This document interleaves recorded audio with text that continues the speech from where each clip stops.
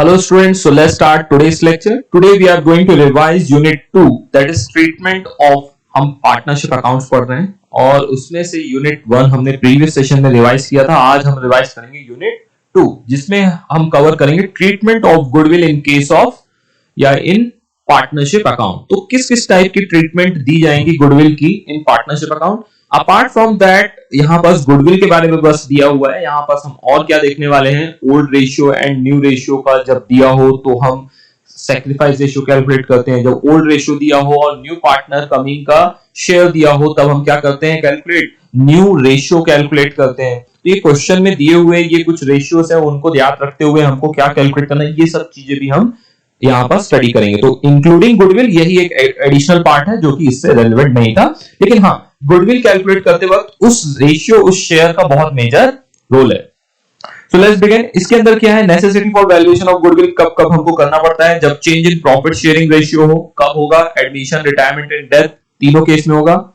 सो या कि आपस में ही कुछ रेशियोस वो बोले कि हम अब चेंज करते हैं तो होगा, एडमिशन में होगा, रिटायरमेंट और डेथ में होगा। And when the business is dissolved, dissolution of a partnership firm आप अपने इंटरमीडिएट में स्टडी करोगे। यहां पास डिसोल्यूशन नहीं है, जबकि आपके 12th स्टैंडर्ड में डिसोल्यूशन भी एक रेफरेंस दे दिया गया था, बहुत ही छोटा सा, जिसमें काफी कम कुछ बेस था। अजीब टाइप के क्वेश्चंस पूछे गए हैं।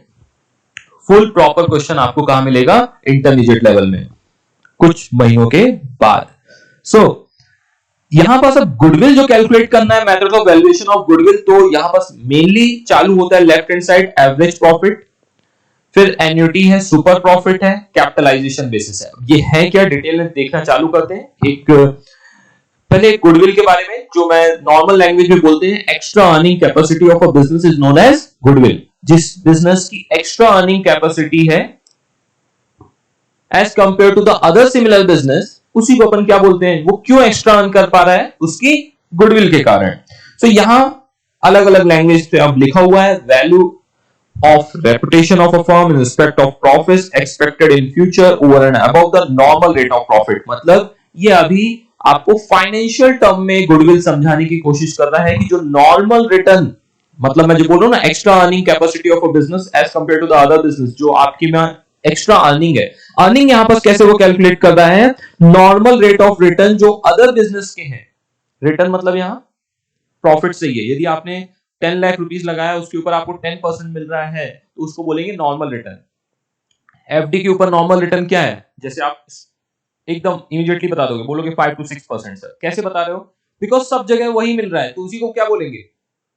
चलो मेरे पास सब लोग आओ पैसे दे दो, अब मैं बोलूंगा देखो मेरे पास पैसे दोगे तो मैं आपको 8% दूंगा, तो ये क्या मिल रहा है, एक्स्ट्रा अर्निंग कैपेसिटी है यहां पास। तो लाओ सब लोग दो मेरे को।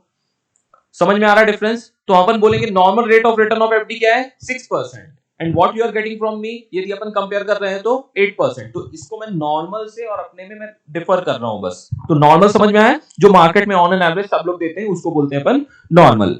सो goodwill is a value of reputation of a firm in respect of profit expected in future over and above the normal rate of return.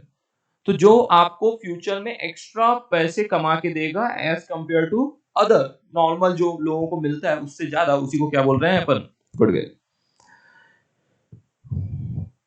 अब उसको बता रहा है प्रोबेबिलिटी है, ओल्ड कस्टमर रिस्टोर, या कि वो बाद में फिर से आएंगे अगेन एंड अगेन, ये सब चीजें यहाँ पास है। Goodwill is an intangible asset जो 25 सालों से आप पढ़ते आ रहे हैं। It cannot be seen, it cannot be felt, cannot be transported physically, even then it is very real, and इसको अपन मॉनेटरी और सेलेबल वैल्यू रहती है। It is necessary that it has some monetary and saleable value. तो इसके बारे में दिया हुआ है कुछ, excess profit earn due to its location advantage, better customer service, position of unique patent right, personal reputation with the customers, ये सब रीजंस होते हैं। And the necessity for valuation अभी हमने देख के आया, जो 4 रीजंस थे। कौन कौन से 4 रीजंस है जल्दी बता दो, change in profit sharing, admission, retirement, death and last में dissolution.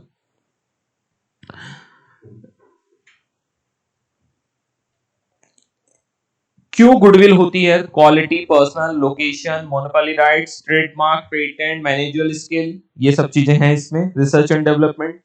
Recommendation of accounting standard तो AS 26 या AS 38, क्योंकि ये दोनों क्यों लिखा है, जिस प्रकार से हम कंपनीज एक्ट 1956 बोलते हैं, सो वहां सेक्शन 25 हुआ करता था किस चीज के लिए, as per companies act 1956 section 25 बहुत बार रिफर किया है, नॉट फॉर प्रॉफिट ऑर्गेनाइजेशन के लिए था, ध्यान आ रहा। लेकिन अभी कौन सा सेक्शन है as per companies act 2013, section 8 है। वैसे ही यहां पास अकाउंटिंग स्टैंडर्ड AS 26 गुडविल से डील करता था, लेकिन अभी जो नया सिस्टम आया है इंड एस कौन सा है उसमें 38, जो कि डील करेगा किससे, इंटेंजिबल एसेट से एक्चुअली। ओके, सो गुडविल से बस डील नहीं करेगा, किससे डील करने वाला है, सभी इंटेंजिबल एसेट से। सो उसके बारे में लिखा है, उसकी वैल्यू होनी चाहिए, क्लियरली आइडेंटिफाइबल होनी चाहिए, फ्यूचर में प्रोबेबल इकोनॉमिक बेनिफिट उससे अराइव होना चाहिए, and measured reliability and verifiable होना चाहिए। और यहां पास एक और इंपॉर्टेंट स्टेटमेंट है, goodwill should be recorded in the books only when some consideration in money or money's worth has been paid for it. Goodwill के लिए आपने एक BMW कार किसी को दे दी कैश की जगह, तो वो भी अपन क्या बोलेंगे, money is worth. Okay, what my point, money दे दिया डायरेक्टली तो अपन उसको बोलेंगे वो तो मनी है ही। समझ में आ रहा है? So only purchase goodwill should be recorded in the books of accounts. Value of goodwill as calculated, समझ में आ रहा है? सिर्फ परचेज गुडविल ही हमें बुक्स ऑफ अकाउंट्स में रिकॉर्ड करनी है। एक और यहां पास है, इंटरनली जनरेटेड गुडविल और inherent goodwill as per accounting standard is not permitted. खुद से हमारी इतनी गुडविल है तो अपने बुक्स में आप रिकॉर्ड नहीं कर सकते ऐसी गुडविल को। ये पैराग्राफ अच्छा है। तो reconstitution of firm due to admission, retirement, death और change in the profit sharing ratio without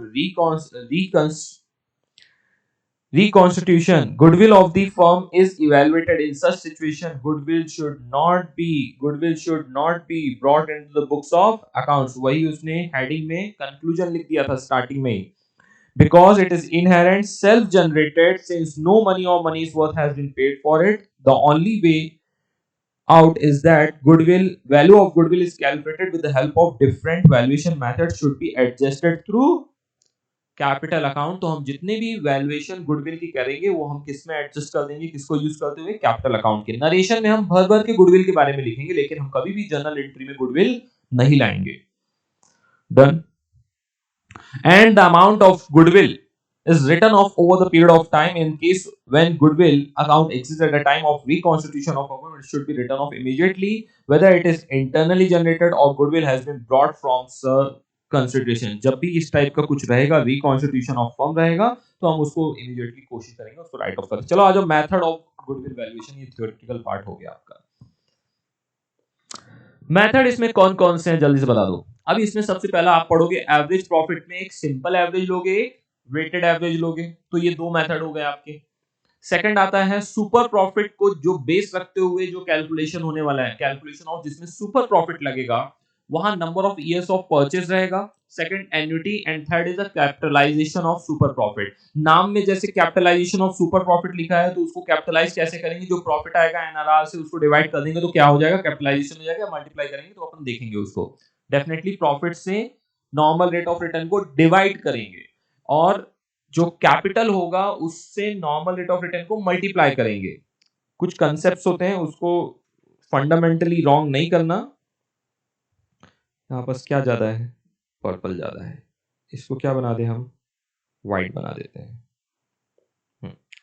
सो एक बेसिक है, कैपिटल क्या होता है, ज्यादा होता है। ज्यादा मतलब उससे अपन यदि प्रॉफिट निकाल रहे हैं, सो कैपिटल से अपन को एक परसेंटेज, जिसको बोलते हैं normal rate of return, multiply करेंगे। Got it? और इसमें अपन कभी भी इससे डिवाइड नहीं करेंगे। लेकिन जब भी प्रॉफिट होगा, प्रॉफिट कौन सा, सुपर प्रॉफिट हो या नॉर्मल प्रॉफिट हो, कभी हमें कुछ कैपिटल निकालना है तो हम क्या करेंगे, नॉर्मल रेट ऑफ रिटर्न को उससे डिवाइड करेंगे। तो अपने आप यहां क्या आएगा, कैपिटल एम्प्लॉयड टेंटेटिव कैपिटल, कुछ भी है, जो चीज यहाँ पास लोगे, ये एक्चुअल प्रॉफिट लोगे तो एक्चुअल कैपिटल एम्प्लॉयड या जो भी निकल के आएगा, और यहाँ से क्या निकल के आने वाला है समझ लो, प्रॉफिट। ये मैं टेंटेटिवली ये बता रहा हूं कि कंसेप्ट क्या होता है, कब मल्टीप्लाई करना है रेट को और कब डिवाइड करना है। चलो नेक्स्ट कैपिटलाइजेशन, एक कैपिटलाइजेशन बेसिस आएगा जिसमें अपन क्या करेंगे, जो मैंने बोला ना, इसको बोलते हैं कैपिटलाइज करना। ओके कुछ तो वहां पास ऐसा कुछ होगा और वहां पास एवरेज प्रॉफिट का सिस्टम कुछ लगाएंगे, देखते हैं, आ जाओ। सबसे पहला है average profit basis. Average profit मतलब पास्ट कुछ ईयर का जो भी उसमें लिखा रहेगा, after judgement and negotiation, basics of judgement and negotiation करने के बाद, जैसे उस साल फायर लग गया, आग लग गई थी बिजनेस में, तो उन सब चीजों को प्रॉफिट को हटाया जाएगा, या कि आपको सडनली बैग डोर ओपन किया और सुबह सुबह आपके बिजनेस के बाहर एक बैग मिल गया पैसे से भरा, उसको आपने अकाउंट फॉर किया, ऐसी चीजों को वहां से हटाना है, अब नॉर्मल चीजों को।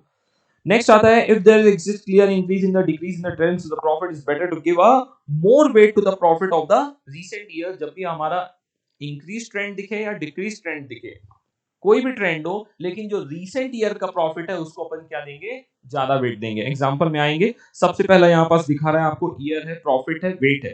देखो यहाँ पास प्रॉफिट ईयर बाय ईयर क्या हो रहा है, इंक्रीज होते जा रहा है, तो अपन क्या दे रहे हैं, अकॉर्डिंगली अपन उसको वेट देते जा रहे हैं।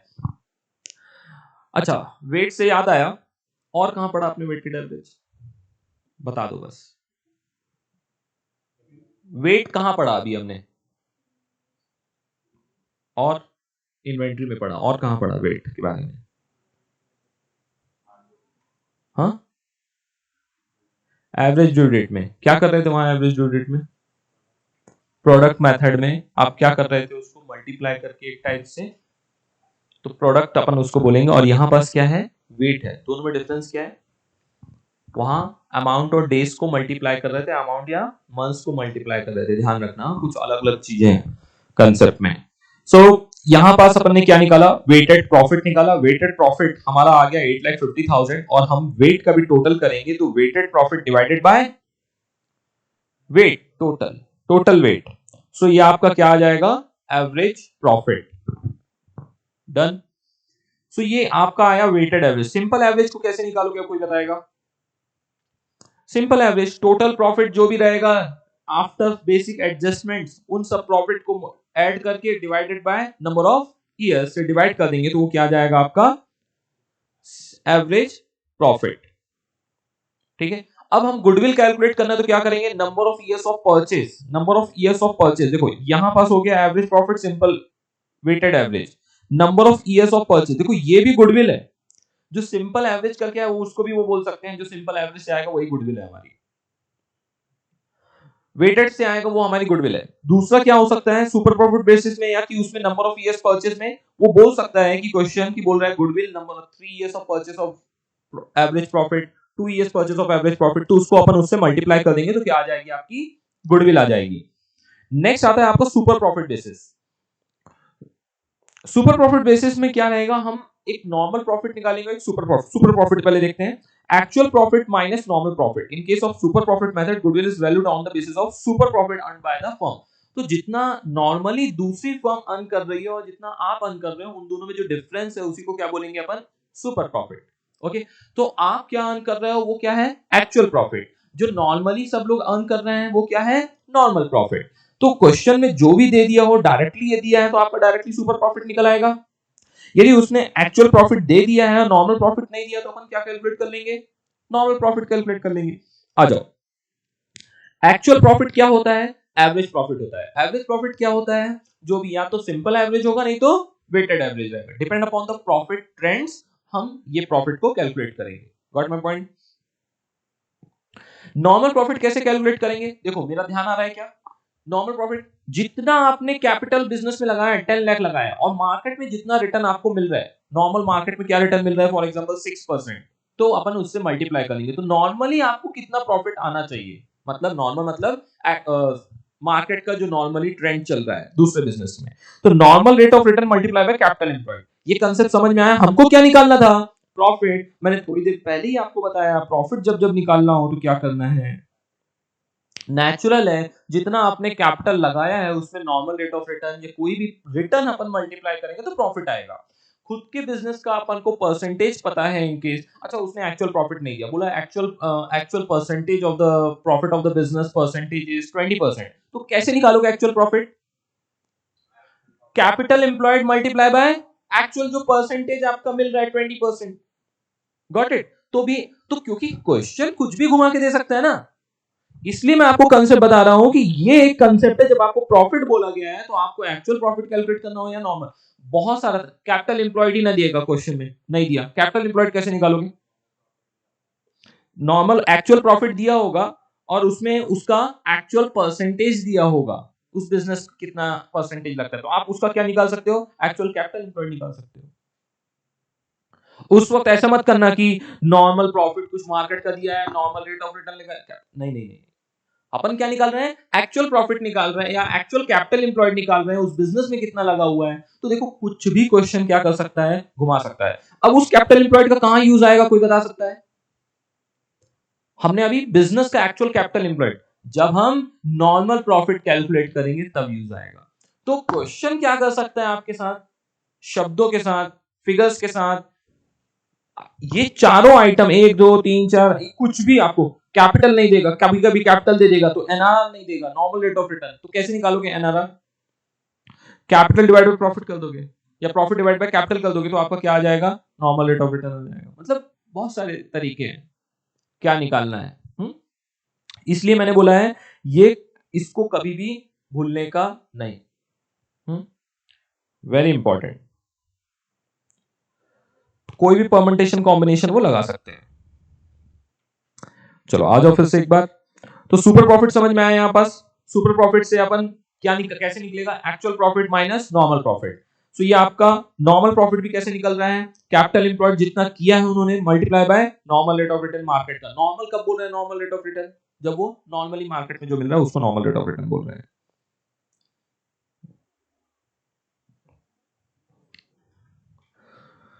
देखो सब परम्यूटेशन कॉम्बिनेशन जो बोल रहा हूं मैं, हर चीज दोबारा रिपीट यहां पर नहीं कर पाऊंगा। स्टिल एक बार इनको देखिएगा कि ये सब मैंने आपको सब चीजें समझाई थी नॉर्मल लेक्चर में भी। अब नंबर ऑफ, उसमें अपन सुपर प्रॉफिट का मेथड जो है ना, उसमें अपन 2-3 तरीके से, एक होता है number of years of purchase method. अब जो सुपर प्रॉफिट आया है उसमें क्या करो, number of years of purchase को मल्टीप्लाई कर दो। तो उसने बोला 3 इयर्स 5 इयर्स, तो अपन उसमें क्या कर देंगे, मल्टीप्लाई कर देंगे, तो हमारा क्या आ जाएगा, सिंपली गुडविल आ जाएगी। देखो उसने किया है, सुपर प्रॉफिट निकाला, average profit minus normal profit, और उसके बाद नंबर ऑफ ईयर से उसको मल्टीप्लाई कर दिया, तो क्या आ गया, उसकी गुडविल आ गई। बी होता है क्या, एन्युटी मेथड। उसी में किसके अंदर, सुपर प्रॉफिट जब आपने कैलकुलेट किया तो उसका एन्युटी मेथड उसको लगा दिया जाएगा, तो भी अपन क्या कर सकते हैं, गुडविल कैलकुलेट कर सकते हैं। गुडविल में क्या है, major drawback of number of years purchase की उसमें टाइम वैल्यू ऑफ मनी को इंक्लूड नहीं किया जाता है, it's not considerable, still no devaluation was done in the value of money for the time difference, इसलिए यहां एन्युटी बेसिस को निकाला गया। तो सुपर प्रॉफिट उसने बोला इनकेस क्या है, 3000 रुपीज है, तो 3000 है तो डिस्काउंटिंग फैक्टर लगाया जाएगा उसमें, जैसे 15% है तो 15% का डिस्काउंटिंग फैक्टर लगा के discounting value of super profit निकाला जाएगा।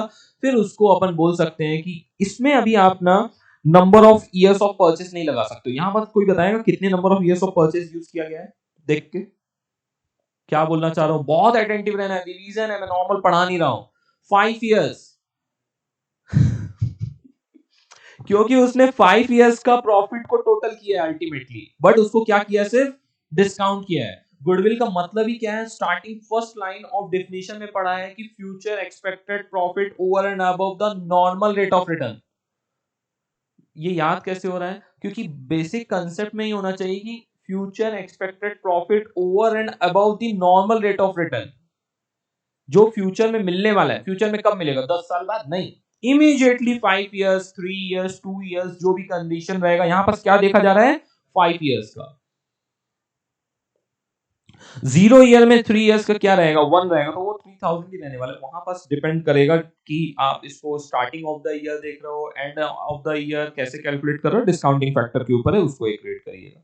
यहां पर फॉर्मूला है 1 डिवाइड बाय 1 प्लस आर, तो 1 डिवाइड बाय 1 प्लस 0.5, यदि ये 3000 ही रहेगा, जब ये 3000 है तो इस टाइप की कैलकुलेशन करने की आपको जरूरत बिल्कुल भी नहीं है। उसके लिए फॉर्मूला क्या है, 1 डिवाइड बाय 1 प्लस आर।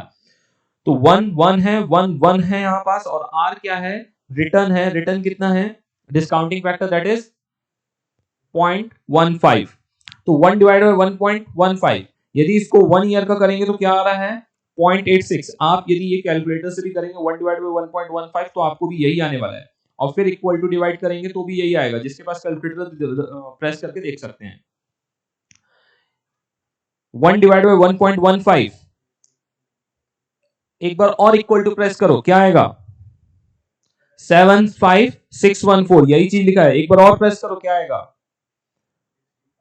65, फिर से एक बार 57 आएगा, फिर से एक बार 49। अभी जीटी होगा तो जीटी प्रेस करो अपने कैलकुलेटर में, कितना आया, 3.3522। ठीक है, तो इसको अपन कैसे लिखेंगे, 1 डिवाइडेड बाय 1.15।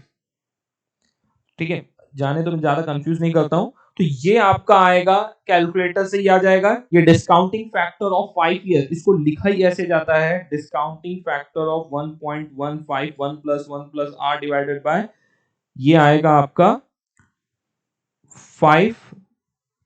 ओके, सो ये टोटल रहेगा 5 ईयर के लिए रहेगा, तो ये आपका डिस्काउंटिंग फैक्टर अकॉर्डिंग कैलकुलेट आएगा। ओके, सो इसको डायरेक्टली आपने 3 से 3000 से मल्टीप्लाई किया तो डायरेक्टली आपको क्या आने वाला है, 10,000 आने वाला है। तो इसमें कोई कंफ्यूजन नहीं होना चाहिए। जब ये कब करने का है आपको इंडिविजुअली, कोई बताएगा मेरे को, जब ये अमाउंट क्या हो, डिफरेंट डिफरेंट अमाउंट हो, तब जाके आपको हर ईयर्स का, जो कि पॉसिबिलिटी यहाँ पास क्या है, नेग्लिजिबल है। बिकॉज एनीवन टेल मी, क्योंकि हम क्या है, हम लगा रहे हैं एन्युटी मेथड लगा रहे हैं, किसमें, सुपर प्रॉफिट के ऊपर। तो सुपर प्रॉफिट तो कितने आने वाले हैं, एक ही आएगा, और उसके ऊपर इतना बड़ा कैलकुलेशन आपको करने की जरूरत नहीं है। आपको डायरेक्टली क्या करना है, 1 डिवाइड बाय 1 प्लस आर, और 99% ये चीज ऑलरेडी एग्जामिनर आपको क्वेश्चन में दिया रहेगा, ये आपको करने की जरूरत नहीं है। ऐसा एज्यूम किया जाता है ये आपको नहीं आता है। कोई भी क्वेश्चन हो, कितना भी फाइनेंशियल मैनेजमेंट कोई क्वेश्चन हो, मैक्सिमम टाइम ये दे देता है वो। ओके, चलो समझ में आया क्या, यहाँ पास कोई और फॉर्मूला लगाना है क्या, यहाँ पास सिर्फ क्या करना है, उसने बोला है कि discounting factor time value of money लगाना है, 15% से लगा के उसने कैलकुलेट कर दिया है। एक नेक्स्ट आता है उसी में, ये हो गया बी, बी हो गया, और क्या था इसमें, हाँ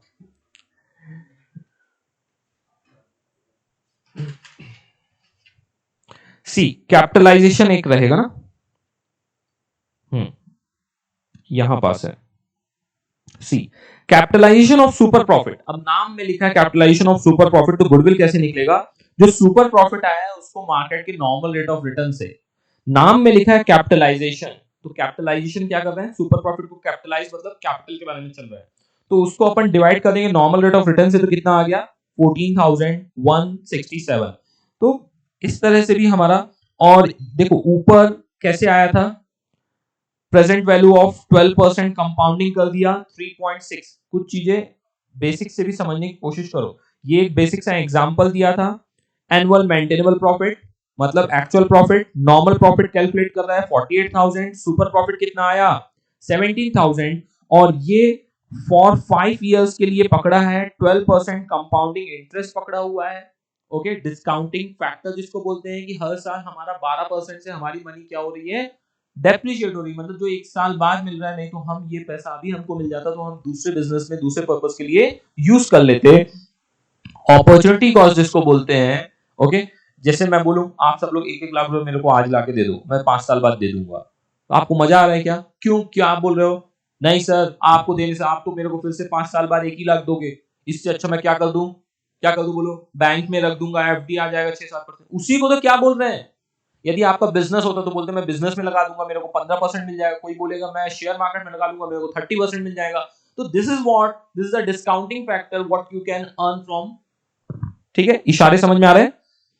सो यहां पास उसने क्या निकाला, ये क्या है, discounting factor of for 5 years. So इसको लिखते ही इसी टाइप से है कुछ 12% 5 ईयर। ओके, सो यहां पर फॉर्मूला क्या लिखोगे 1 डिवाइड बाई 1 प्लस आर, और यहां पर क्या लिखोगे 12% कॉमा 5 ईयर। तो मतलब ये निकली कैसे रहा है, ये कब जब निकलेगा तो ये क्या आएगा, ये कुछ ऐसा आने वाला है। इसमें क्या आ जाएगा बताओ, कैलकुलेशन विल रिमेन सेम जो अभी मैंने ऊपर बताई है। अब इसने क्या किया देखो, यहां पास इसने जब मल्टीप्लाई किया 17,000 में तो कितना आ रहा है एनीवन 61,000 अप्रोक्सीमेटली क्या आ रही है, ये गुडविल आ रही है। इसने कैपिटलाइजेशन मेथड से सुपर प्रॉफिट किया तो कितना आ रहा है 14,000। अब मैं जैसे आपको प्रीवियस सेशन में कुछ चीजें एक्सप्लेन कर रहा था, जब आपका प्रिंसिपल जो आपके सर हैं जहां आर्टिकलशिप में है, वो बोला कि चलो इस बिजनेस में कोई नया पार्टनर एडमिशन करने को आ रहा है, और वो नया पार्टनर्स अपने सीए के पास जाएगा, बोलेगा गुडविल कैलकुलेट करो। तो वो क्या करेगा, वो जितनी मेथड आपको बोलेंगे सर चलो ये नया पार्टनर इस फॉर्म में एडमिट हो रहा है और ये काफी करीबी, इनके लिए गुडविल कैलकुलेट करो, तो आप कौन सा मेथड अप्लाई करोगे, सारे मेथड अप्लाई करके देखोगे कि कौन से तरीके से कम गुडविल आए मेरे को, ताकि कम से कम गुडविल पे करना पड़े। ठीक है, पार्टनरशिप फॉर्म में कोई बाहर का पर्सन आ रहा है एडमिट हो रहा है, तब आप आपका बॉस बोलेगा कि चलो गुडविल कैलकुलेट करना है, तो वो बोलेगा सभी मेथड से कर दो, तो आप सभी मेथड से करोगे, और आप क्या चाहोगे उस वक्त कि जिससे सबसे ज्यादा गुडविल आए, बिकॉज हम नए पार्टनर से उतनी ज्यादा गुडविल ले पाए।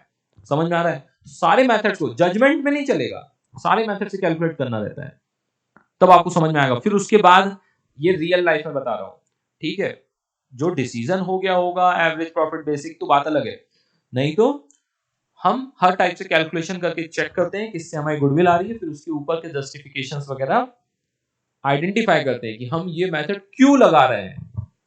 Got it.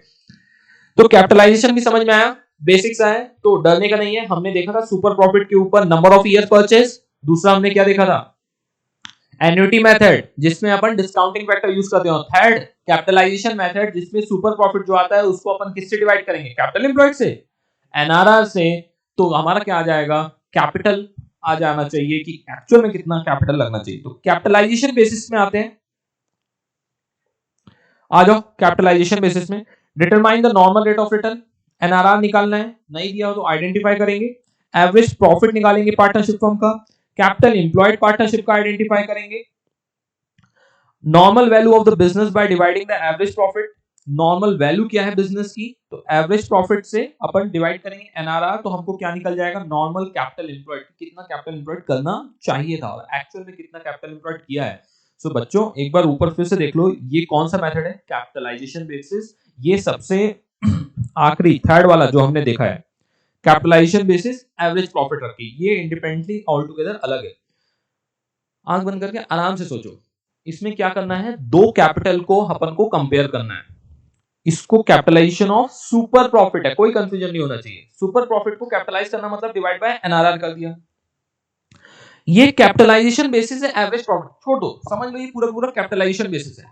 यहां हम दो कैपिटल को आइडेंटिफाई करेंगे, कितने कैपिटल को, दो कैपिटल को, दोनों का डिफरेंस निकालेंगे और हमारा क्या आ जाएगा, गुडविल आ जाएगी। ठीक है, समझते हैं।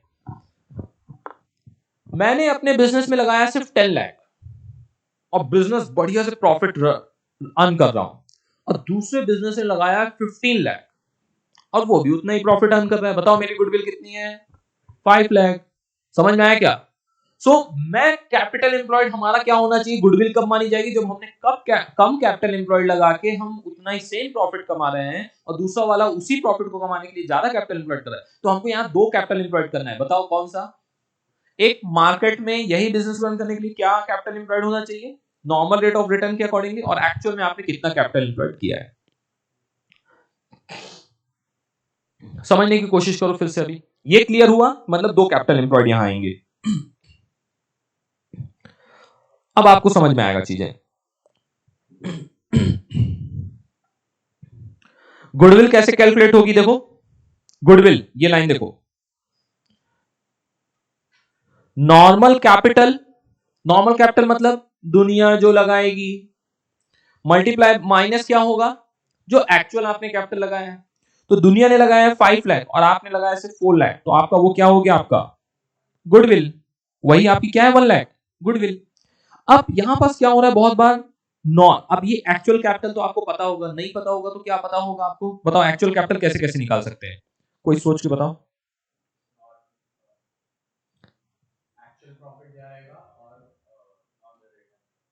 नॉर्मल नहीं, ये आपका नॉर्मल वैल्यू है तो ये नॉर्मल कैपिटल एम्प्लॉयड निकलेगा। आपका एक्चुअल प्रॉफिट परसेंटेज होना चाहिए, तब जाके आपका क्या निकलेगा, एक्चुअल कैपिटल निकलेगा। ठीक है, ये मैं एक कदम और आगे जाके बता रहा हूं, हाँ, तो इसका कोई रेलेवेंस यहां पास नहीं है। समझ में आ रहा है क्या? यदि नहीं दिया है और क्वेश्चन ने कुछ अलग फिगर्स दिए तो कैसे आइडेंटिफाई करोगे? आपको जब भी कोई मेथड दिया है तो उसका फॉर्मूला याद रखना है कि क्या फॉर्मूला लगना चाहिए। तो फॉर्मूला भी याद रखने का मैं कंसेप्ट आपको बता रहा हूं कि देखो कैपिटल बेसिस में कैपिटलाइजेशन बेसिस बोला है तो कैसे आएगा, दो कैपिटल को माइनस करने का है। चलो एक्चुअल कैपिटल दिया रहेगा, मान लेते हैं नहीं दिया रहेगा तो हम देख लेंगे। नॉर्मल कैपिटल कैसे कैलकुलेट करोगे? नॉर्मल कैपिटल मतलब यदि यही बिजनेस इतना ही प्रॉफिट कमाना है तो वो प्रॉफिट डिवाइडेड बाय मार्केट का रेट ऑफ रिटर्न, जितना वो कमा रहे हैं तो डिवाइड करेंगे तो क्या आ जाएगा हमारा नॉर्मल कैपिटल। तो एवरेज प्रॉफिट जो हमारा एक्चुअल में एवरेज प्रॉफिट है divided by normal rate of return, तो क्या निकल के आएगा हमारा नॉर्मल कैपिटल एम्प्लॉयड। तो normal capital employed minus actual capital employed, और हमारा क्या आ जाएगा, गुडविल। ठीक है, तो यहीं पास यही चीज उसने किया हुआ है। देखो suppose the capital employed of partnership firm कितना है, 1 लाख। ये क्या है, actual capital employed. Average profit is 20,000। हमारा ही उसने एवरेज भी निकाल के दे दिया, आपको एवरेज निकालने की जरूरत नहीं तो क्या करता वो 5 साल का वो दे सकता था प्रॉफिट, फिर उसमें वेट लगाओ, नॉ सिंपल एवरेज करो, वेटेड एवरेज करो, जो करना हो करो accordingly. Normal rate of return दिया है, नॉर्मल रेट ऑफ रिटर्न मतलब बाहर का। तो हमारा average profit, actual average profit divided by normal rate of return क्या निकल के आ जाएगा, नॉर्मल कैपिटल एम्प्लॉयड कितना आ गया हमारा 1,33,000। अच्छा, मार्केट में 1,33,000 लगाना पड़ेगा ये 20,000 एवरेज प्रॉफिट कमाने के लिए, और हमने कितना लगाया है 1 लाख, तो गुडविल कितनी हो गई 33,000।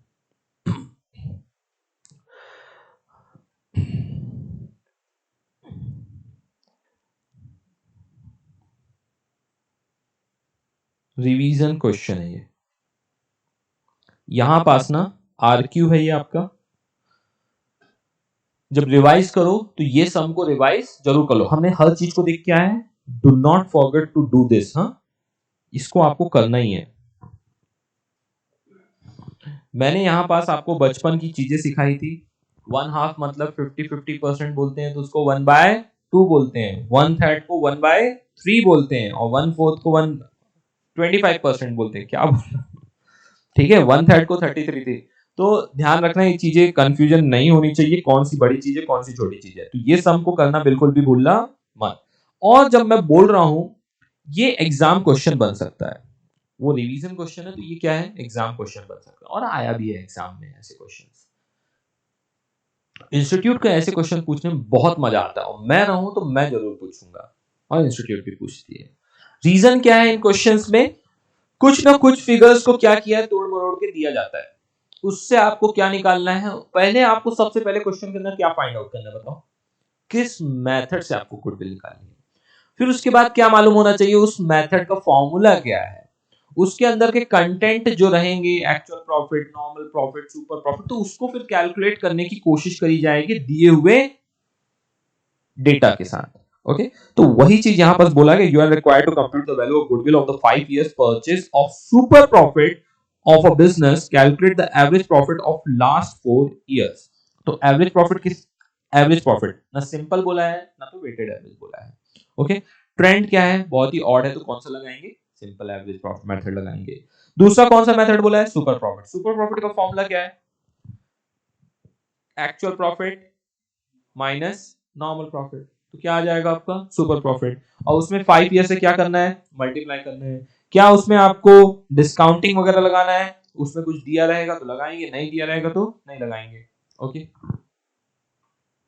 और ये कौन सा मेथड हो गया, उसमें से 3 मेथड थे, बताओ सबसे पहला था कौन सा हमारा, चलो पहला वाला मेथड बताओ, सिंपल एवरेज, एवरेज मेथड था, तो जिसके अंदर सिंपल एवरेज और वेटेड एवरेज, उसमें number of years of purchase multiply कर देंगे। दूसरा मेथड कौन सा था, सुपर प्रॉफिट। सुपर प्रॉफिट के अंदर 3 थे, एक तो क्या करेंगे, सुपर प्रॉफिट कैलकुलेट करके number of years of purchase multiply कर देंगे। दूसरा कौन सा करेंगे, एन्युटी कर देंगे, क्योंकि एन्युटी फैक्टर आइडेंटिफाई करेंगे एक एक करके नहीं, एन्युटी फैक्टर 5 इयर्स का 12% 15% से आइडेंटिफाई करेंगे, मल्टीप्लाई कर देंगे, हमारा क्या आ जाएगा,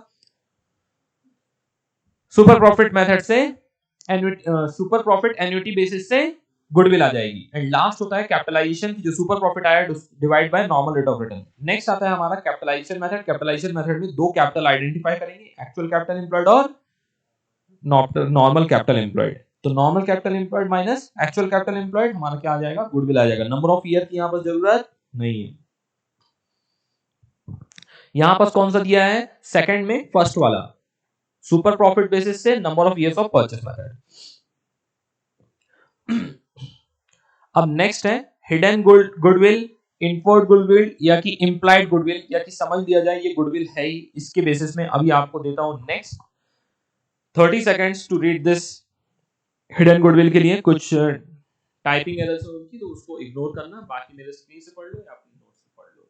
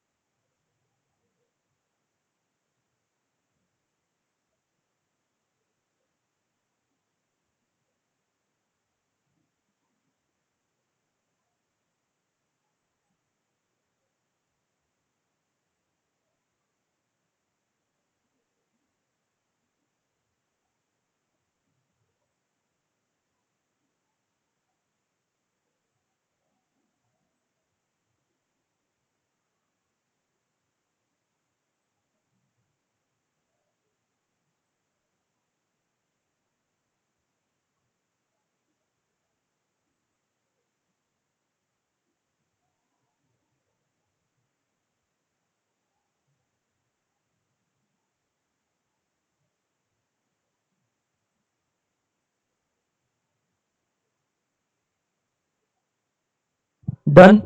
सो यहां बस क्या समझ में आया आपको, यहां पास से इससे हिडन गुडविल कैसे दी रहेगी और हमको कैसे वो आइडेंटिफाई करना है।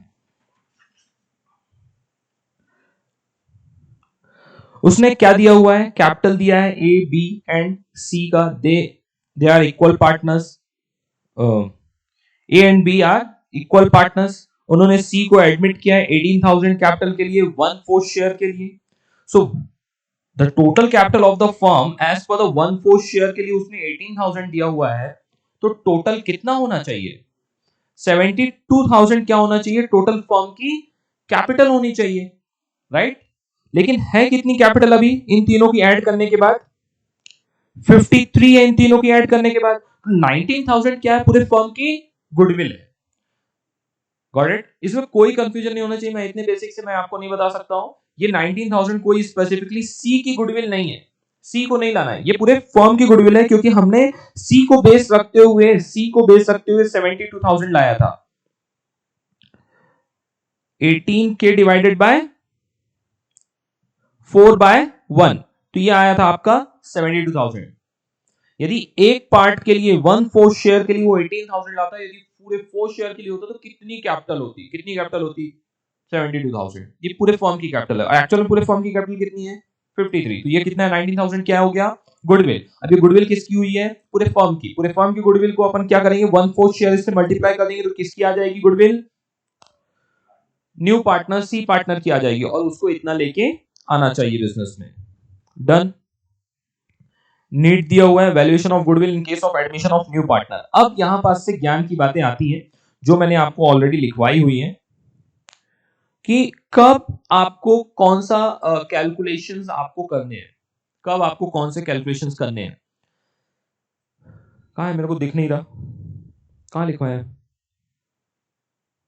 ओ माय गॉड, देखो क्या क्या पढ़ाया है मैंने आपको। हाँ, कुछ भी पढ़ा देता हूं मैं आपको। हाँ,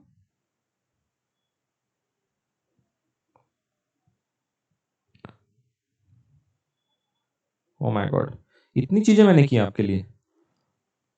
चलो, मैंने लिखवा के दी है। आपके क्या बुक्स में है तो अच्छी बात। ये देखो, ध्यान आ गया, ये देखो ये लिखा हुआ है। मैंने बताया भी है कहां लिखना है आपको। पेज के लेफ्ट हैंड साइड से आपको लिखना स्टार्ट करने का है, राइट?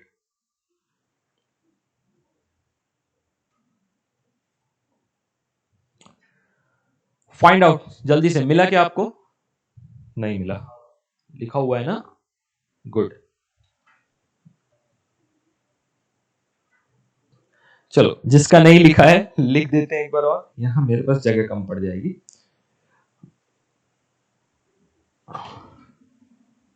आपका left hand side of the page book कौन सा है?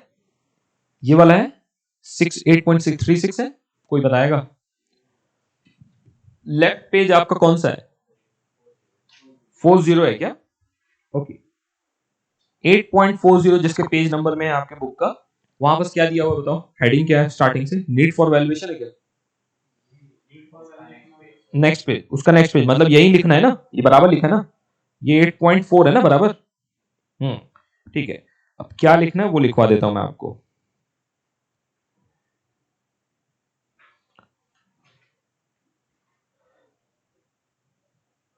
तो लेफ्ट पेज से स्टार्ट करके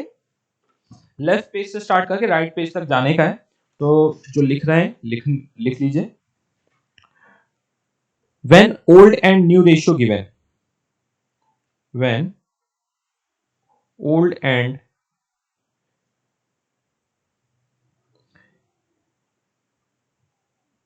new ratio given, and when, ध्यान रखना पूरा दो पेज के स्ट्रेट लाइन में लिखना है। ये कंटिन्यू होता जाएगा बहुत आगे तक, मैं उसको 2 लाइन में नहीं लिखूंगा। व्हेन आपका old ratio and new partner share is given,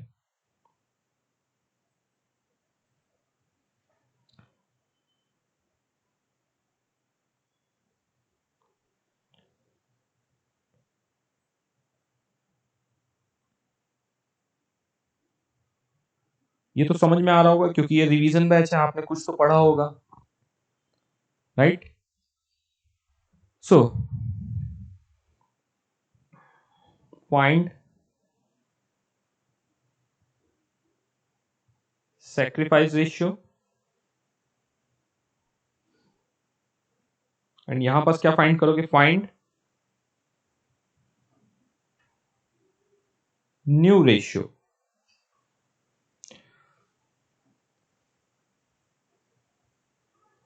done. अब इसको फाइंड कैसे करेंगे अपन? इसमें फॉर्मूला लगेगा ओल्ड माइनस न्यू, तो क्या आ जाएगा आपका सेक्रीफाइस। लेकिन यहां पास कैसे आएगा, ओल्ड मल्टीप्लाई बाय, नहीं, balance of one, balance of one, old ratio multiply by balance of one, मतलब न्यू शेयर अभी न्यू पार्टनर कितने के लिए आया था, 1/4 के लिए, तो 1 माइनस 154 इज इक्वल टू 3/4। तो ओल्ड रेशियो से 3/4 को, जैसे उनका 1/2 होगा, तो 1/2 multiply by 3/4 and 1/2 multiply by 3/4, तो ओल्ड रेशियो मल्टीप्लाई बाय, जिनका 1:2 होगा पुराना रेशियो, तो 1/3 मल्टीप्लाई बाय 3/4 हो जाएगा और 1/2 मल्टीप्लाई बाय 3/4 हो जाएगा। तो ये क्या निकल के आने वाला है, न्यू रेशियो। हमें फाइंड क्या करना है यहाँ पास, न्यू रेशियो। तो नए पार्टनर का शेयर कितना है, 1/4 है, तो कुछ लोगों को देखना चाहते हैं कैसे निकले, क्या आ जाएगा यहाँ पास, 3/12, 3/8 ऐसा हो जाएगा ना, 1/3 है, 2 बाय, अच्छा ये 2 बाई है ना, ये 2/3 है, तो ये कितना आ जाएगा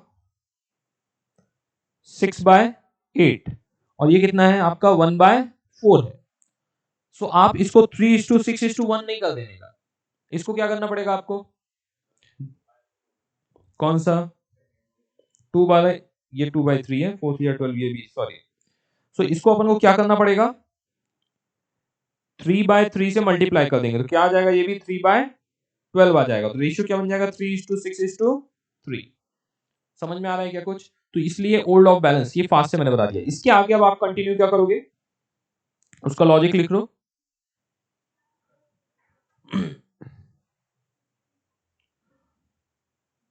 Because old partner get amount of goodwill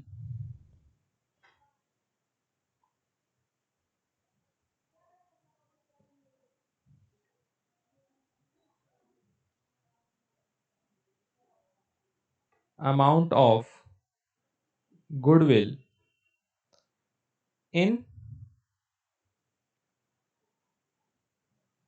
sacrifice ratio, because old partner get amount of goodwill in sacrifice, इसलिए हम sacrifice ratio आइडेंटिफाई करेंगे। old partner को क्या मिलेगा, goodwill का amount मिलेगा in sacrifice ratio, and because old partner, यहां पर क्या हो जाएगा, old partner get amount of goodwill in old ratio. अब यहां पास एक इंपॉर्टेंट कंसेप्ट मैंने बताया था, क्या था यहां पास एक इंपॉर्टेंट चीज, old ratio is equal to sacrifice ratio. Old ratio ही क्या होगा इस केस में, क्या होगा, जो पूछेंगे ना सर कि ये सब हम कैलकुलेशन रेशियोज क्यों कर रहे हैं, क्योंकि हमको जो गुडविल का अमाउंट है जो हम रेस कर रहे हैं गुडविल, उसको हमको क्या करना है, ओल्ड पार्टनर को देना है। तो इस केस में सर किस रेशियो में देंगे, ओल्ड रेशियो में ही देंगे। क्यों, क्योंकि ऐसे केस में जब ये दिया रहता है old ratio and new partner का शेयर, उस वक्त ओल्ड रेशियो ही सैक्रिफाइस रेशियो रहता है। हमने इसके हर परम्यूटेशन कॉम्बिनेशन देखे थे, हर प्रूफ देखा था, हर तरीके से करके देखा था कि ओल्ड रेशियो ही क्या रहता है आपका, सैक्रिफाइस रेशियो रहता है। और ये लिखवा के भी दिया था, ये सब ऊपर हमने ऑलरेडी किया है, परम्यूटेशन कॉम्बिनेशन हमने ऑलरेडी सब करके ये सब चीजें देख ली हैं कि ये ओल्ड रेशियो ही सैक्रिफाइस रेशियो रहता है कि नहीं रहता।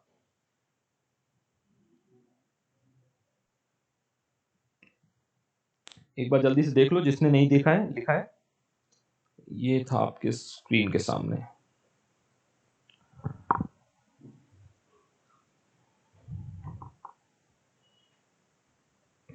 डन।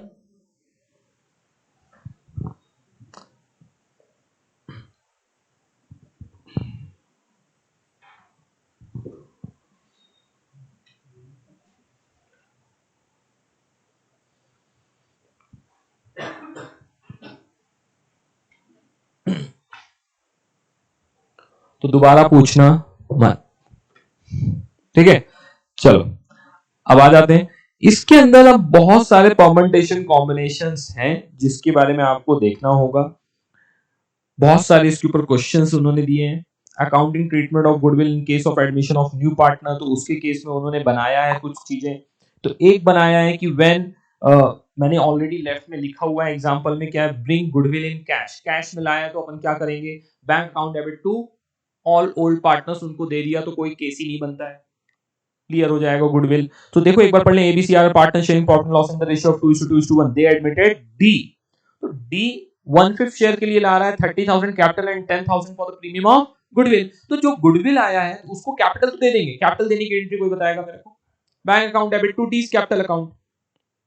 अब ये गुडविल आया है तो उसके D capital, A capital, B capital कुछ नहीं करेंगे, सीधे क्या करेंगे, बैंक अकाउंट डेबिट टू, जो भी पैसा आया है bank account debit to all old partners. मतलब किस रेशियो में दोगे, कुछ भी हो जाए, कुछ भी हो जाए, किस रेशियो में दोगे, हमेशा क्या बोलोगे, हमेशा क्या बोलोगे, सैक्रिफाइस रेशियो में दोगे। देने किस में वाले हो, सैक्रिफाइस रेशियो में। अब सैक्रिफाइस रेशियो क्या है, कभी कभी ओल्ड रेशियो भी हो सकता है, क्यों यहां पास ओल्ड रेशियो रहेगा, राइट, न्यू पार्टनर का अभी हम पढ़ के आए, ओल्ड रेशियो जब एंड न्यू पार्टनर का शेयर दिया रहता है उस वक्त हम न्यू रेशियो आइडेंटिफाई करेंगे, लेकिन बोलेंगे सर सैक्रिफाइस रेशियो भी तो आइडेंटिफाई करना है, कर लो, क्या आने वाला है, old ratio will remain the sacrifice. जब आप यहां पास ये जब दिया रहेगा तो आप न्यू रेशियो आइडेंटिफाई करोगे, सो न्यू रेशियो और ओल्ड रेशियो दिया है तो आप फिर से क्या फाइंड आउट कर सकते हो, सैक्रिफाइस रेशियो। जब आप फाइंड आउट करोगे तब आपको समझ में आएगा ओल्ड रेशियो इज क्या है, सैक्रिफाइस रेशियो। लेकिन गुडविल हम किस में डिस्ट्रीब्यूट करेंगे, सैक्रिफाइस रेशियो में। कभी भी ये मत बोलना कि ओल्ड रेशियो में, बोलना भी नहीं, मन में भी मत लाना, हम सैक्रिफाइस रेशियो में करते हैं, लेकिन कुछ केसेस ऐसे हैं वो लिखवा दिया है कि sacrifice and old ratio will remain same. समझ में आया क्या इसमें। So bank account debit to S capital, B capital, C capital and D capital. अब ये डी कैपिटल क्यों किया है, क्योंकि इस वाहियात ने जब ओरिजिनल फर्स्ट एंट्री की थी तब क्या किया उसने, बैंक अकाउंट डेबिट नहीं, कैसे कर दिया इसने, इसका कुछ अलग ही, अच्छा उसने कंबाइंड एंट्री किया है, ये किसकी कर दिया है, 30 + 10 की किया हुआ है, तो वो कंबाइंड एंट्री किया है, इसलिए स्टूडेंट बेचारे कंफ्यूज हो जाएंगे ना।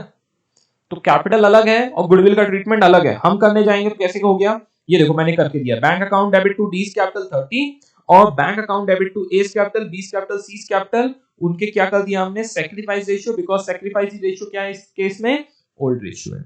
आ जाओ एक ऐसा केस जहां पास उसने क्या नहीं बताया है, गुडविल का अमाउंट नहीं बताया है, ए बी इक्वल पार्टनर, सी 1/3 के लिए आ रहा है, and for this purpose goodwill of the firm is valued at 1,20,000। अब उसने ऑलरेडी दे दिया है, 1/3 पार्टनर के लिए आ रहा है, न्यू शेयर दिया नहीं है, ओल्ड शेयर दिया है और न्यू पार्टनर का शेयर दिया हुआ है, तो old ratio will become the sacrifice ratio, 1:1 क्या हो जाएगा, सैक्रिफाइस हो जाएगा।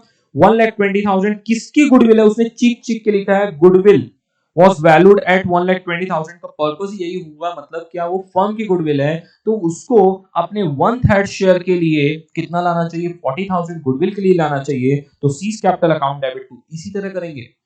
यहां पास वो पैसे तो ला नहीं रहा है, वहां कहां लिखा है, दे वांट टू टेक, तो general adjustment of goodwill to the partners capital account, उसके कैपिटल अकाउंट में कुछ हो या ना हो, हम सी को डेबिट करके हम क्या कर लेंगे, ए एंड बी अपने आप को क्रेडिट कर लेंगे। तो मतलब सी को डेबिट करना मतलब उसकी कैपिटल को डिक्रीज करना, और ए और बी क्रेडिट कर रहे हैं मतलब अपनी कैपिटल को इंक्रीज कर रहे हैं। Got my point. तो इसी तरह से है, यहां पास एक ओल्ड शेयर और न्यू शेयर दोनों दिया है, तो आपको सैक्रिफाइस रेशियो निकालना है, सैक्रिफाइस रेशियो निकालने के बाद आपको क्या करना पड़ेगा, गुडविल का डिस्ट्रीब्यूशन सैक्रिफाइस रेशियो में करना होगा। सो बहुत सारे परम्यूटेशन कॉम्बिनेशन है, वही चीजें दी हुई हैं, आप एक बार इनको देखिए। यहां पास क्या दिया है, पहले गुडविल वैल्यू करने के लिए भी बोला है कि पास्ट कुछ 3 to 4 इयर्स के प्रॉफिट दिए हुए हैं, उसको सिंपल एवरेज लगाना है, सिंपल एवरेज निकालने के बाद गुडविल आएगा, गुडविल को अपन क्या करेंगे, न्यू पार्टनर जितने शेयर के लिए आया हुआ है उसमें क्या करना है। बहुत बार आप क्या गलती करते हो, गुडविल आई डिस्ट्रीब्यूट कर दो, अरे गुडविल आई डिस्ट्रीब्यूट नहीं करने का है, क्या करने का है, उसको न्यू पार्टनर जो आ रहा है जितने शेयर के लिए आ रहा है उतना गुडविल निकालना है कि न्यू पार्टनर की शेयर की गुडविल कितनी है, और उतनी गुडविल बस अपन को क्या करनी है, डिस्ट्रीब्यूट करनी है। एंड द लास्ट वन, यहां पास इन क्वेश्चंस को एक बार ट्राई करिए, एक बार एटलीस्ट रीड तो कर ही लीजिएगा। परम्यूटेशन कॉम्बिनेशन बहुत खतरू दिए हुए हैं कि you even can not visualize, okay, कि क्या क्या हो सकता है। Accounting treatment of goodwill in case of retirement और डेथ ऑफ अ पार्टनर, तो चाहे वो रिटायरमेंट हो या डेथ हो, आपको सिर्फ जो मैंने कंसेप्ट एक आप बताया हुआ है कि ओल्ड रेशियो और न्यू रेशियो दिया है तो सेक्रीफाइस, तो इसी तरह क्या निकल के आएगा आपका गेन रेशियो भी निकल के आएगा। जो पार्टनर की डेथ हो गई है, जो पार्टनर रिटायर्ड हो रहा है, जो जा रहा है, तो वो क्या करने वाला है, सेक्रीफाइस करने वाला है, अपना शेयर छोड़ देगा। पहले अपने आप को समझाने की कोशिश करना, जो पार्टनर जा रहा है तो वो गेन नहीं करने वाला है, वो क्या करने वाला है, सेक्रीफाइस करेगा। जितना उसका शेयर था वो अपना शेयर सेक्रीफाइस कर देगा, और वो किसको मिलने वाला है, जो कंटिन्यूइंग पार्टनर है उनको मिलने वाला है, मतलब वो क्या है, गेन रेशियो। ओके, और मैंने एक और कंसेप्ट बताया था, ओल्ड रेशियो माइनस करो या न्यू रेशियो माइनस करो, तो जो भी फॉर्मूला लगा रहे हो, चलो देखो, चलो एक बार और देख लेते हैं। एक होता है सेक्रीफाइस रेशियो और एक होता है क्या, गेन रेशियो। तो सेक्रीफाइस रेशियो कैसे निकलेगा, old ratio minus new ratio, और यहां बस फाइंड करते वक्त कुछ निगेटिव आ गया, निगेटिव आ गया मतलब वो क्या है, गेन रेशियो है। पॉजिटिव आया तो क्या आएगा, सैक्रिफाइस रेशियो है, सिंपल। अब गेन रेशियो का फॉर्मूला क्या है, new ratio minus old ratio, ये क्या आएगा आपका, यदि पॉजिटिव आया तो गेन है, गेन, और निगेटिव आया तो सैक्रिफाइस है, नेचुरल है, कुछ भी लगाओ। अब ये है रिवीजन लेक्चर, ये अपन ने भर भर के देखे हैं हर जगह, यही जब चीजें आप रीड करोगे एक बार तो आपको यही चीज आपको हेल्प करने वाली है, सैक्रिफाइस एंड गेन रेशियो।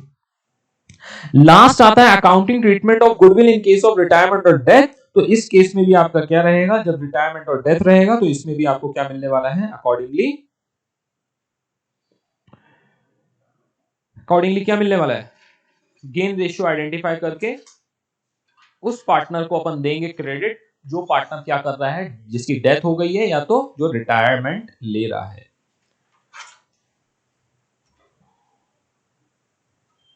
और कुछ बच गया क्या, और एक चीज तो मैंने चीख चीख के आपको सिखाई है कि गुडविल अकाउंट कभी रेज करना ही नहीं है बुक्स में, कैपिटल से सब एडजस्टमेंट होगा। एक है accounting treatment of goodwill in case of change in profit sharing ratio, जो हमने स्टार्टिंग में ही पढ़ा था थ्योरेटिकल पार्ट में कि जब profit sharing ratio existing partner का चेंज हो, तब जो मैंने अभी बताया ना, वो सैक्रिफाइस रेशियो, गेन रेशियो, अभी कल रेशियो था, एक एग्जांपल ही में देख लेंगे। ABC are equal partners, they wanted to change the profit sharing ratio into 4:3:2। अब इसमें गेन रेशियो लगा लो या सैक्रिफाइस रेशियो लगा लो, बस पॉजिटिव और नेगेटिव का ध्यान रखना है आपको। सैक्रिफाइस रेशियो लगाया, formula old ratio minus new ratio करोगे, जो भी पॉजिटिव आया उसको बोलेंगे सैक्रिफाइस, तो वो पार्टनर क्या कर रहा है, सैक्रिफाइस कर रहा है। और यही वही फॉर्मूला लगा के यदि कुछ नेगेटिव आ रहा है तो अपन उसको क्या बोलेंगे, गेन हो रहा है उस पार्टनर को। जिस जिसको गेन होगा उसको क्या करोगे, जिसको गेन होगा उसको डेबिट करोगे, और जो सैक्रिफाइस कर रहा है उसको क्या करोगे, क्रेडिट करोगे। क्या बोल देते हो आप बीच बीच में, जो गेन कर रहा है उसको अपन डेबिट क्यों कर रहे हैं, कोई बताएगा। ये देखो, ए यहां गेन कर रहा है 19 शेयर के लिए, हमने देखो उसको डेबिट किया है, और यहां पर सी क्या कर रहा है, लॉस कर रहा है या सैक्रिफाइस कर रहा है, तो हमने उसको क्रेडिट किया है, गेन और सैक्रिफाइस। जो गेन करता है, जो गेन करता है, तो मतलब उसको फ्यूचर में क्या मिलेगा, उतना ज्यादा शेयर का प्रॉफिट मिलेगा, तो उसको अभी क्या देना पड़ेगा, उसके लिए कुछ रिटर्न में देना पड़ेगा। रिटर्न मतलब उसको गुडविल का अमाउंट रीपे करना पड़ेगा, देना पड़ेगा, देगा, तो उसकी कैपिटल क्या होगी, कम होगी, और कम करने के लिए हमें क्या करना पड़ेगा, डेबिट।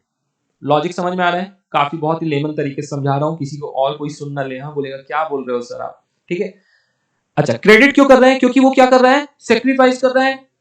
वो उसको अभी मिलता था 10,000 फॉर एग्जांपल, उसको प्रॉफिट मिलता था, टोटल प्रॉफिट अपने शेयर का 10,000 मिलता था, अब नेक्स्ट ईयर से कितना मिलेगा उसको, 5,000 मिलेगा, तो वो क्या बोलेगा, अरे यार कम से कम अभी जितना मैं सेक्रीफाइस कर रहा हूं अपने परसेंटेज का, तो ऑल टुगेदर जितनी भी उसकी एसेट्स हैं, गुडविल है, सबका पैसा इन फ्यूचर उसको क्या मिलेगा, कम मिलने वाला है, तो अभी वो क्या लेगा, उसकी जगह में गुडविल का अमाउंट लेगा। तो गुडविल का अमाउंट लेगा तो उसको क्या करेंगे, उसका कैपिटल इंक्रीज होगा, गुडविल मिलने वाली है उसको, तो वो क्या उसका होगा, कैपिटल इंक्रीज, और इंक्रीज करने के लिए हमें क्या करना पड़ता है, क्रेडिट।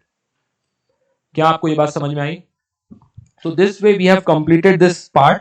So इसके सम काफी कुछ हमने डायरेक्टली इनडायरेक्टली देखे हैं, जैसे ये भी सम हमारा हो ही गया, देखते देखते तो आपको समझ में आ रहा है कि इसने क्या लगाया है, गेन रेशियो, कहीं पर सेक्रीफाइस रेशियो। आपको एक ही रेशियो फाइंड आउट करना है। देखो इसने भी सेक्रीफाइस रेशियो लगाया हुआ है, शेयरिंग रेशियो निकाल रहा है, तो कहीं गेन और लॉस अपना कैलकुलेट उसने किया हुआ है। आपको एक ही चीज पकड़ना है, आइदर सेक्रीफाइस नहीं तो गेन रेशियो, पॉजिटिव नेगेटिव का ध्यान रखना है हमेशा, और कभी भी प्रॉब्लम आपको आने वाली नहीं है। Done. So we are done with this chapter as well, this unit. हम नेक्स्ट सेशन में हम कवर करेंगे अपना admission of partner. So that's it for today, see you all in the next lecture, take care, bye bye.